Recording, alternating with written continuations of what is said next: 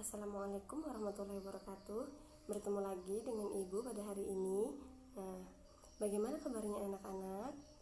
Alhamdulillah sehat semua ya.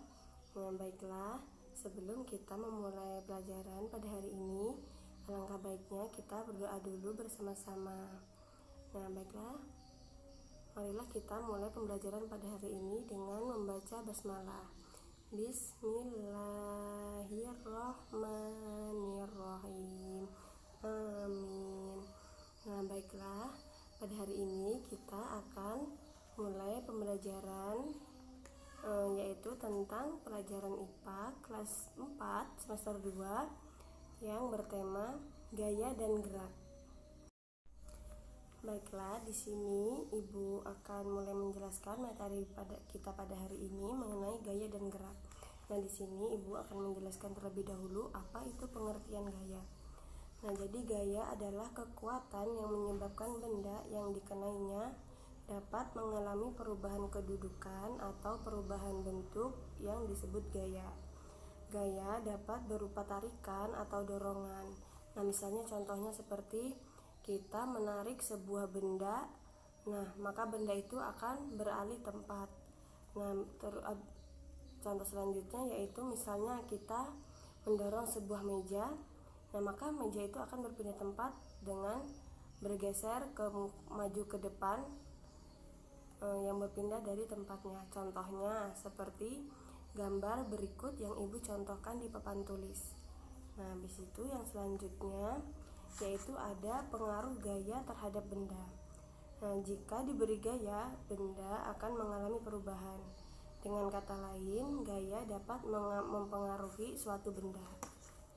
Yang pertama yaitu pengaruh gaya terhadap gerak benda. Misalnya, bergerak adalah perubahan posisi atau perubahan posisi suatu benda dari posisi semula. Nah, perubahan benda tersebut yaitu akibat dari sebuah gaya. Seperti contoh tadi, misalnya kita mendorong sebuah kursi atau sebuah meja, maka benda tersebut akan berpindah tempat. Nah, itu tuh menggunakan gaya. Nah, ada contohnya seperti yang Ibu contohkan di papan tulis. Yang selanjutnya ada pengaruh gaya terhadap arah gerak benda. Itu misalnya seperti pada saat kita main sepak bola, nah itu kan perubahan gaya terhadap arah benda. Yang selanjutnya juga ada pengaruh gaya terhadap bentuk benda. Misalnya seperti kita membuat sebuah mainan dari tanah liat, atau yang mana tanah liat tersebut bisa kita bentuk menjadi pot bunga, habis itu bisa menjadi handphone-handphonean atau menjadi mobil-mobilan dan lain sebagainya. Nah, yang selanjutnya di sini ada faktor-faktor yang mempengaruhi gerak benda, misalnya seperti gravitasi bumi. Habis itu ada tekanan udara, ukuran benda, bentuk benda, permukaan benda yang bergesekan, dan kemiringan suatu benda. Nah, yang selanjutnya ada juga pengaruh gaya terhadap benda di dalam air. Misalnya seperti tenggelam, terapung, dan melayang. Dan di sini contoh benda di dalam air yang tenggelam, misalnya apabila kita melemparkan batu ke dalam air, maka batu tersebut akan tenggelam. Yang selanjutnya terapung. Misalnya kita melemparkan sebuah bunga ke dalam air, maka bunga tersebut akan terapung. Habis itu melayang. Melayang itu semula bagian benda tercelup di air, tetapi tidak menyentuh dasar air. Benda melayang karena mendapat tekanan ke atas air yang besarnya sama dengan berat benda. Misalnya seperti telur akan melayang ketika dimasukkan ke dalam air. Nah, contohnya seperti itu. Baiklah, di sini Ibu akan memberikan contoh kembali mengenai yang faktor-faktor yang mempengaruhi gerak benda tadi. Tadi belum Ibu berikan contoh ya.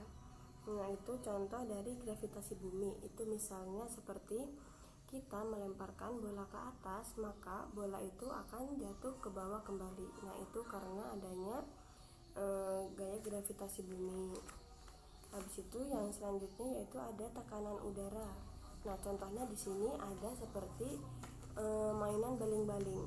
Nah, itu apabila kita memegang atau mainan baling-baling udara itu, apabila dia terkena tekanan udara maka dia akan berputar. Nah, yang selanjutnya di sini ada ukuran benda. Nah, di sini ukuran benda misalnya seperti lemari, sekuat tenaga lemari tidak akan bergerak. Maksudnya apabila lemari itu sangatlah besar, apabila kita mendorongnya seorang diri, maka kita tidak akan bisa mendorongnya, maka dia tidak bisa beralih. Habis itu bentuk benda.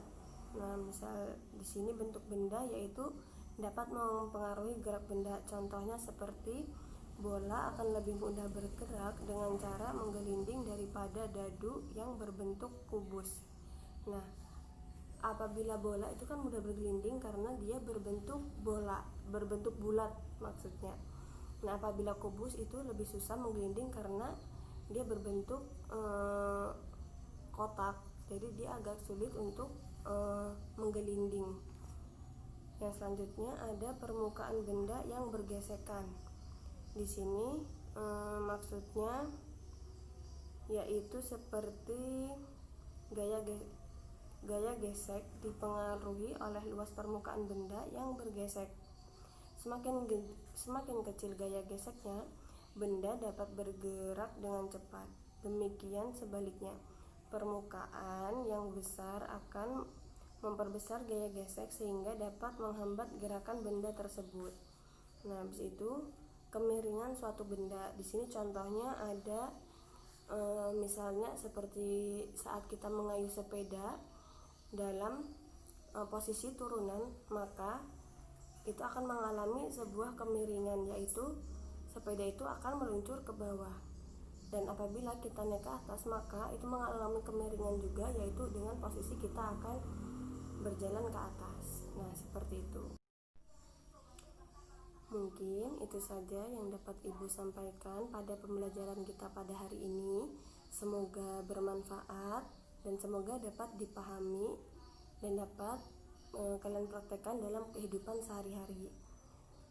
Sebelum kita mengakhiri pembelajaran pada hari ini, marilah kita bersama-sama membaca hamdalah.